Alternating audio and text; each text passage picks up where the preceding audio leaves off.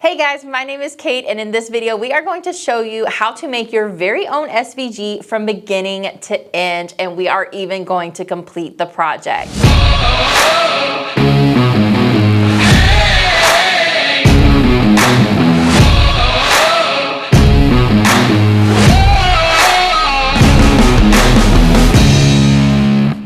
So we have Mike over on our digital team who is going to show you the digital side of making the SVG itself, and then I'll be back with you to actually make the project. Hello Internet. Hey, it's Mike White with 143. So I have a friend in the Facebook group asking, how can I make a design like this? And so that's what I'm going to show you. So let's get started. So I've just started out by going to one of my favorite websites, Public Domain Pictures, and I'm searching for tiger stripes. And right here on the first page, we have this seamless pattern. So we're just going to download the pattern. I'm just going to right click and hit Save Image As and put it in my downloads folder. And I'm going to name the pattern Seamless Tiger Stripes and just hit Save.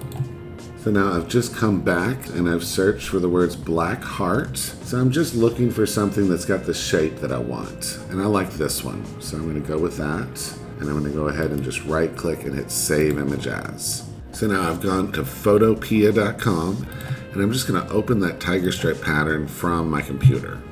Now I don't know how large I'm going to need my stripes. I just want to have some room to work with. So what I'm going to do is I'm going to look at the image size first thing. So it's 1920 by 1920. That's great. I'm just going to go ahead and change that to 1000 by 1000. And that's just going to give me a nice, even number to add things up with. Okay, now I'm going to go to image canvas size. And I want to anchor in this top left corner, but I'm going to increase my height and my width to 2000, and that should give me a perfect square. All right, so now I'm going to right click and hit duplicate layer, and I'm going to click and drag. I've got the move tool selected, and it should just lock in place. That's what I'm hoping for. It looks like it did. I always like to come in and check the scene. I don't see any problems there. Okay, so now I'm just going to right click on both of these and hit duplicate layer. And now they're both selected. Oh, it's only moving one at a time. I'm so used to Photoshop, you guys. Let's see if that one moves down now. So now I have got these 4 layers, and I really just want to merge them down. So I'm just going to merge down. Okay, and so now I just want to make this black and white. So I'm going to go to Image, Adjustments, and I think we're just going to use the black and white conversion tool. So I'm going to click on black and white, and you can see what's happening here. I've got my black, and then the red part is now turned gray because that's the brightness of that color. And so I'm just going to take that red and pump it all the way up to 300. That might be a little extreme. Let's just go 200. And I'm going to hit OK. So now I've got a black and white stripe pattern. So now I'm going to export that. I'm going to go export as PNG. So I'm just going to save this. And it has probably put that in my downloads folder. So I've got Seamless Tiger Stripes JPEG, and now I've got the PNG. So I'm just going to delete the JPEG so I don't get confused. And I'm just going to do open and grab that black heart. I think that'll start a new document. So now I've got my tiger stripes and my black heart. And the background it's got that white stroke. I really don't want that. So I'm gonna fill the background with white. So I'm just gonna do white, and I'm just gonna drag that below. And that's kind of helping me see the shape a little better and see little problems with the image.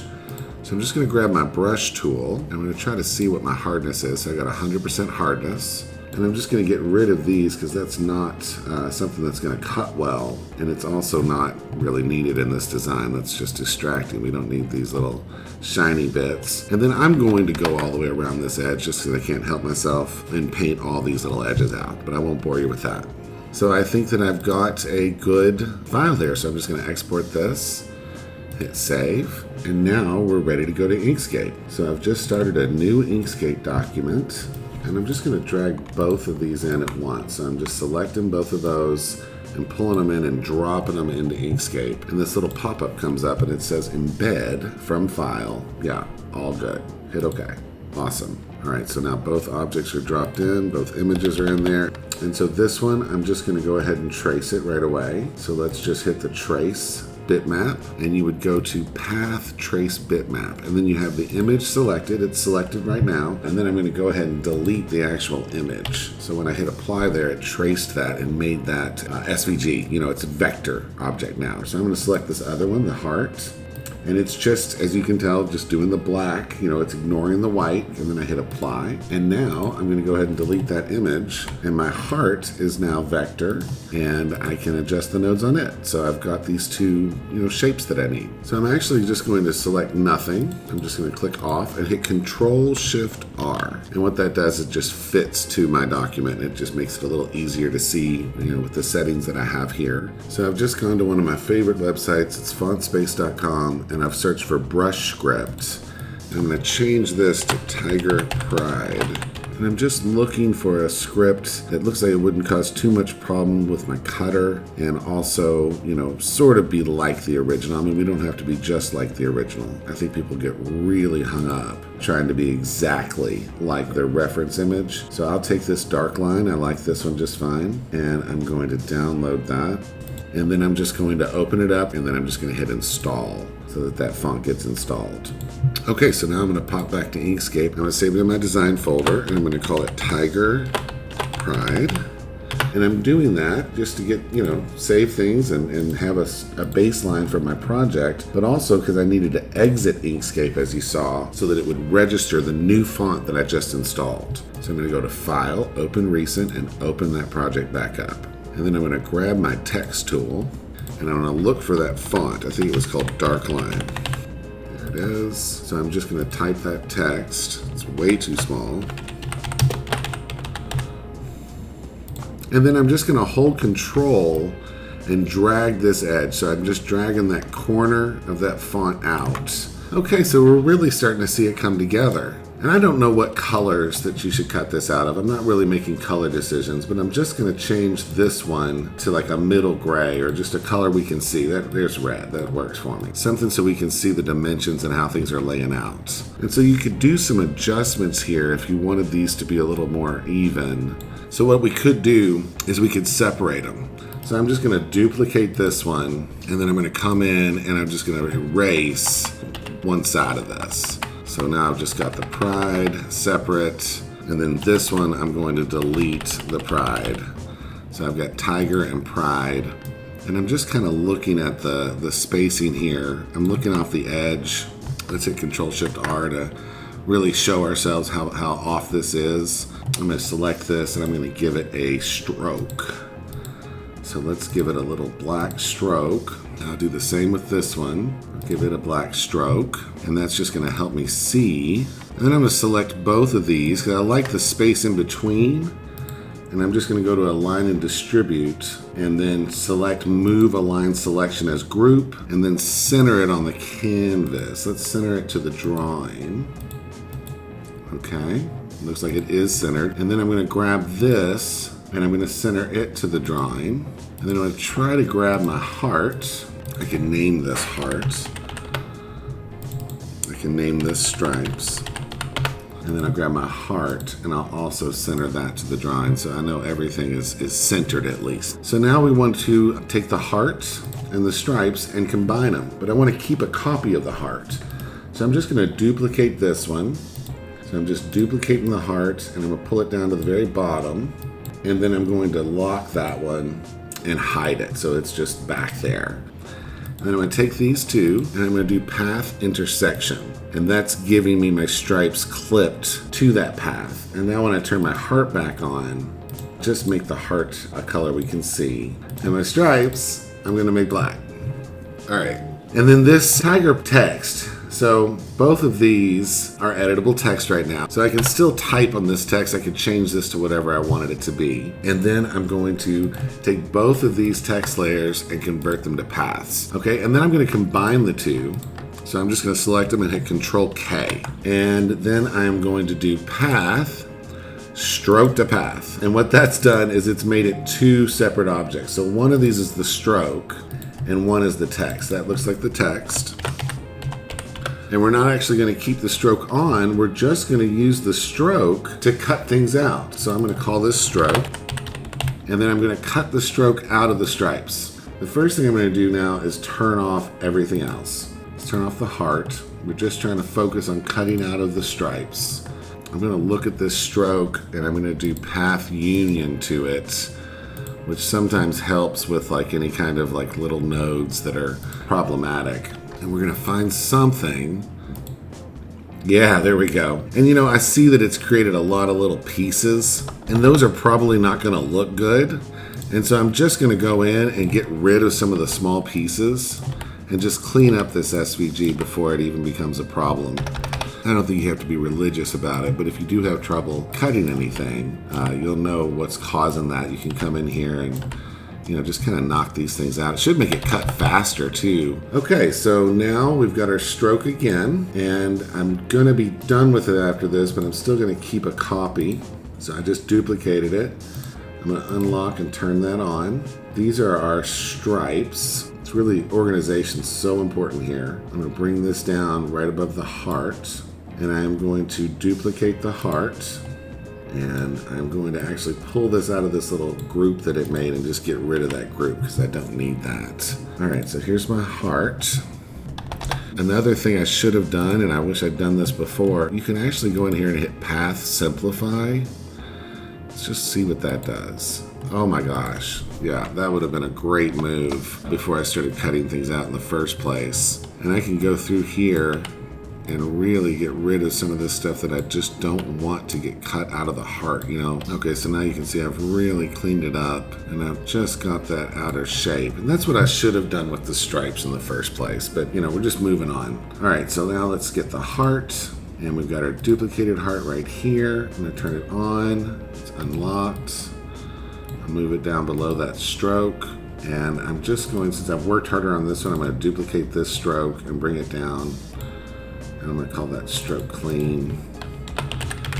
These are kind of like saving little save points for your design. All right, and then I've got my stroke and my heart, and we're just gonna try that same thing. Path, is it exclusion? See, this time I think I do want to cut the path.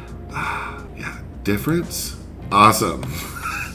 That looks like a very cuttable shape to me. And now I'm gonna turn my text back on, and it's white, so it's really hard to see. So I'm just gonna make it a color we can see.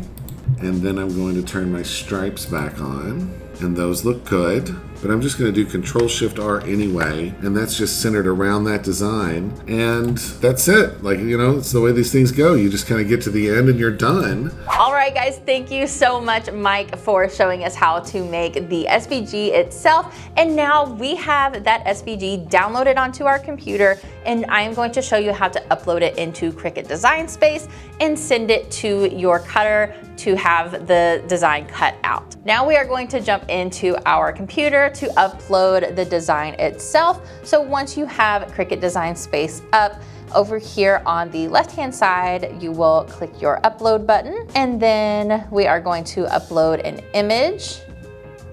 Hit browse, and we have this in our downloads. Here it is, the Tiger Pride SVG, and you just want to double check it, make sure that's the right file you want to use, and then click continue and upload. Okay, now that we have the design in the canvas, it looks like it loaded very large because it was exported as a very high quality image. So we are going to come up here to size, and we're going to lock our dimensions so that way it is going to be proportional once we change this. You can see it uploaded as a 78-inch wide file. We definitely don't need that big of a file, so we are going to change this to 10 inches. And then you can see where it also automatically changed your height to be about 6.9. And this is going to be the perfect size for the large t-shirt that we have. So the next thing you want to check are your layers. So we have this with few different layers.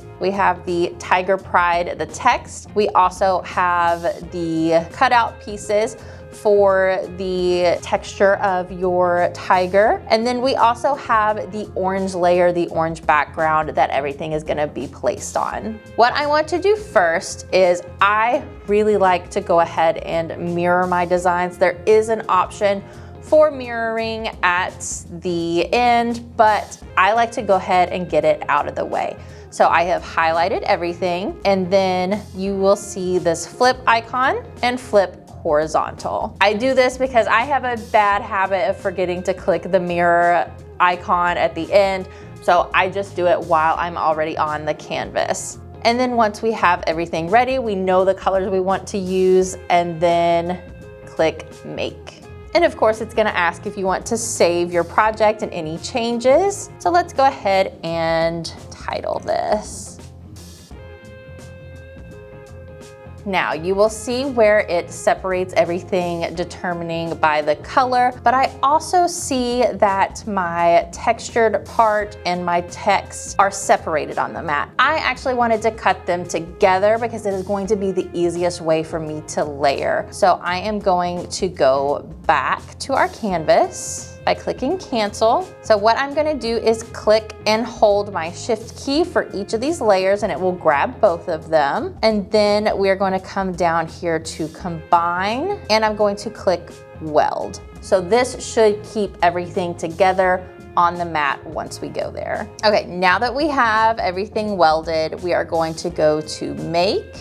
And you can see where the text and the textured pieces of our design are now together and on the same canvas. And you even have the second layer, which is that orange layer, but we're gonna start cutting with the black layer first. And if you wanted to mirror your design at the end, this is the little toggle button that you would click. But since we did that on the canvas, we do not need to do that here. So for this cutting machine, it already is going to be cut using a mat and our material size is just going to be a 12" by 12" sheet.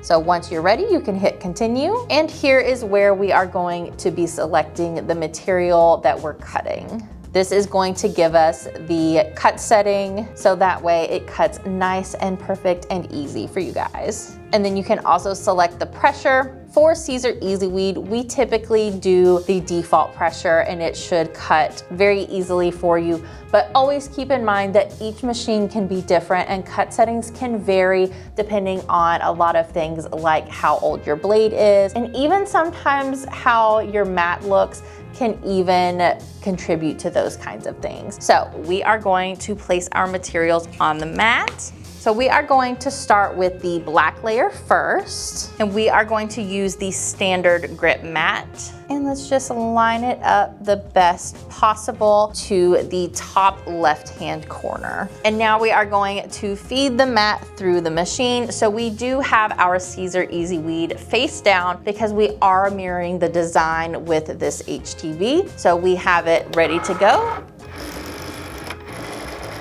And then you'll see your button is blinking and ready to cut.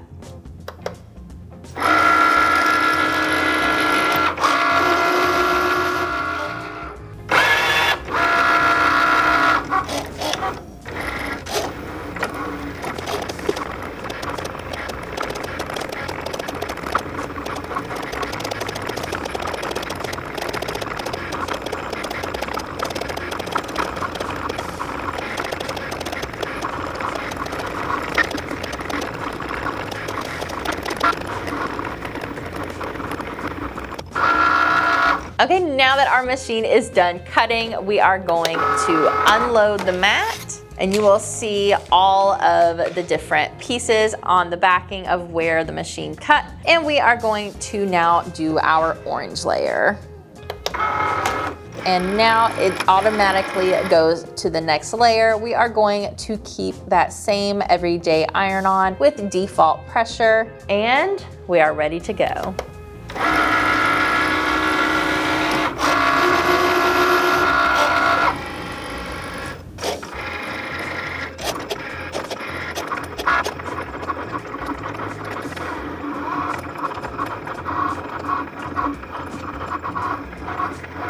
Okay, our orange layer is done. We will go ahead, unload that. Now we are ready to weed the designs. I'm gonna go ahead and grab some scissors and my favorite weeding tool, the pin. I am first gonna cut out both sections from my HTV so that way we can save this piece of scrap for something later. You never know what you can use it for.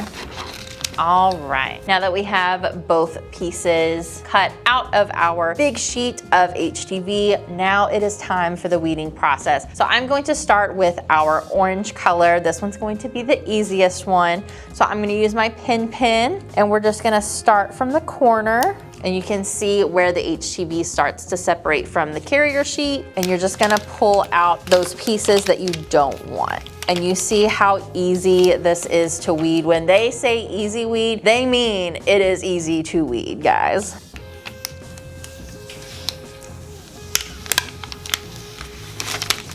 There we go. And so now we have our background here. This is going to show through the black layer, so that way you get that really cool tiger effect. And same thing with the black. We are going to start in the corner over here. And again, you'll see it start to separate. Now this one is a little more textured and has a little bit more pieces to it. So we're just gonna go a little bit slower. And you'll see where all of those little pieces already start to pull up to make this process really easy.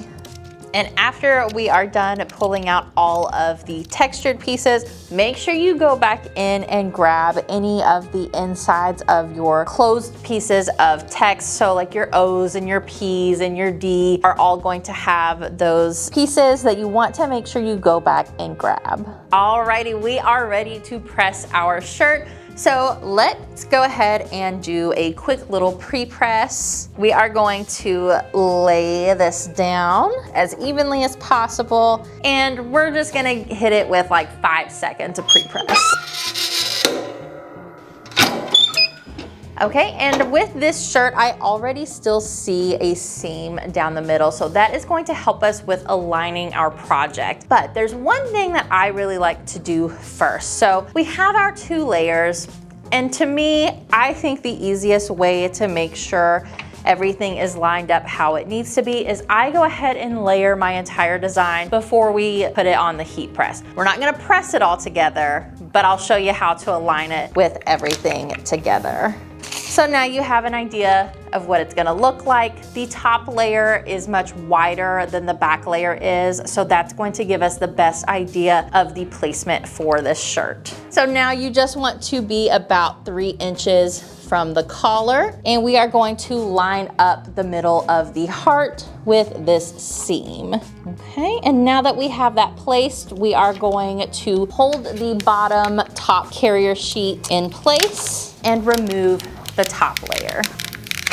And now that we have this placed, we are going to grab our heat resistant sheet and place it over top. Now we do have our heat press set to 305 degrees, and we're going to press this layer for about 8 seconds, because since there are 2 layers, you don't want to press for the full time, or else you could over press your bottom layer. So we're gonna do about 8 seconds here.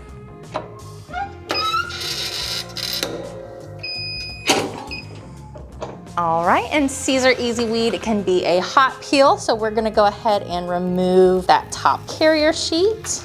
And now we are just going to realign our Tiger Pride here, okay? And now once we are all aligned, we're gonna grab our heat resistant sheet again, and we are going to press for the full time since this is the last layer. So again, 305 degrees, but this time we're gonna press for the full 15 seconds. All right, again, we are doing a hot peel, and look how beautiful this is. This turned out so amazing. It was so perfect. Look at that. All right, and now you're ready to go. You're ready to throw on your shirt, and you're ready to go to the big game, to whatever event you are going for with this t-shirt. You can make all different kinds of shirts like this with the materials like Caesar Easy Weed. You could even use Caesar Glitter. Caesar Aurora would be really, really cool to add to your designs. And you can use the tools that Mike showed you over in the digital aspect of making this SVG to create your very own, so that way you have super unique files. So thank you guys so much. I hope that this has helped you all learn a thing or two of making your own SVGs.